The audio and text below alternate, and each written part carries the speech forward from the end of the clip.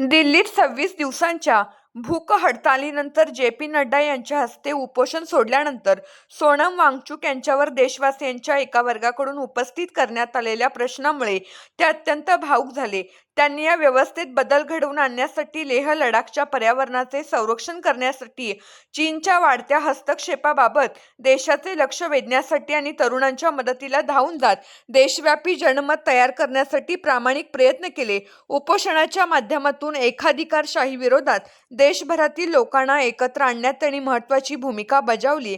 सध्या विरोधी पक्षनेते असलेल्या राहुल गांधी यांना भारत जोडो यात्रेनंतरही देशभरात विद्यमान सरकारविरोधात जेवढे व्यापक युवक समर्थन मिळवता आले नव्हते ते काही प्रमाणात दिपके आणि वांगचुक यांच्या आंदोलनामुळे स्वयंस्फूर्तपणे उभे राहिले, असे अनेक राजकीय विश्लेषकांचे मत आहे. ही वस्तुस्थिती असताना नड्डा यांच्या हस्ते उपोषण सोडल्याबद्दल वांगचुक यांच्यावर झालेल्या टीकेमुळे ते व्यथित झाले आणि त्यांनी व्हिडिओद्वारे आपल्या भावना देशवासियांपर्यंत पोहोचवल्या. वांगचुक यांच्यासारखेच आसामचे दिवंगत लोकप्रिय गायक जुबिन गर्ग यांनीही आपल्या राज्यात तटस्थ आणि निर्भीड भूमिका घेत व्यवस्थेविरोधात सार्वजनिक मत व्यक्त करण्याचे धाडस दाखवले. त्यांच्या निधनानंतर लाखो चाहत्यांनी अंत्यदर्शनासाठी गर्दी करून त्यांना मानवंदना दिली होती.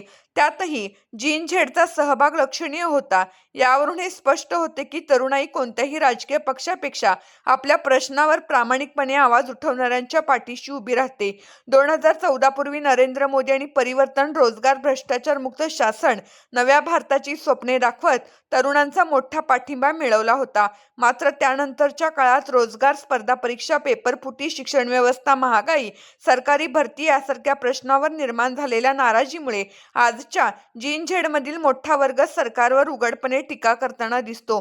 सोशल मीडियावरील मीम्स, व्यंगचित्रे आणि घोषणांमधून व्यक्त होणारा हा रोष या आंदोलनात स्पष्टपणे दिसून आला. नीट पेपरफुटीपासून सुरू झालेली ही दग आता केवळ परीक्षा व्यवस्थेपुरती मर्यादित राहिलेली नाही. शिक्षण, रोजगार, सरकारी भरती, आर्थिक धोरणे, इथेनॉल मिश्रण, इंधन धोरण, कृषी अर्थकारण आणि केंद्र सरकारच्या विविध निर्णयापर्यंत पोहोचले आहे. त्यामुळे हे आंदोलन एका परीक्षेविरोधातील आंदोलन न राहता व्यवस्थेतील उत्तरदायित्व, पारदर्शकता, लोकशाही मूल्यांच्या पुनर्स्थापनेची मागणी करणारे व्यापक जनआंदोलन म्हणून पुढे येत आहे. देशात नव्या पिढीतील अनेक प्रतिभावान नेतृत्वाला राजकीय संधी नाकारली जाते किंवा त्यांच्या क्षमता असूनही मुख्य प्रवाहातील राजकारणात पुरेशी संधी दिली जात नाही. परिणामी अशी अनेक व्यक्तिमत्त्वे वर्षानुवर्ष विरोधी पक्षात राहून संघर्ष करतात किंवा सत्तेत आल्यानंतर काहीतरी बदल घडेल या आशावादात त्यांची ऊर्जा विरून जाते. काँग्रेसचे कन्हैया कुमार, आम आदमी पक्षातून पुढे भाजपमध्ये गेलेले राघव चड्डा, आम आदमी पक्षाच्या आतिशी, तृणमूल काँग्रेसचे अभिषेक बॅनर्जी, या आंदोलनातील नेहा बोरा, आशुतोष रांका, सौरव दास, विजेता दहिया, अभिजित दिपके, दिल्लीतील झोपडपट्टीत संविधान आणि समतेवर पोटतिडकीने बोलणारा मोहम्मद इरफान आणि असे अनेक तरुण चेहरे आज नव्या भारताच्या राजकीय व सामाजिक चर्चेत पुढे येताना दिसत आहेत.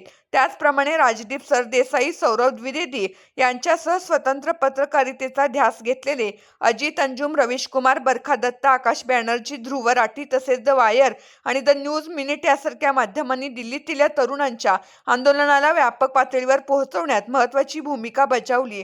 मुख्य प्रवाहातील अनेक माध्यमांनी या आंदोलनाकडे तुलनेने मर्यादित लक्ष दिले असताना डिजिटल आणि स्वतंत्र माध्यमांनी त्याचे सातत्याने वृत्तांकन केल्याची भावना आंदोलनकर्त्यांमध्ये स्पष्टपणे दिसून आली.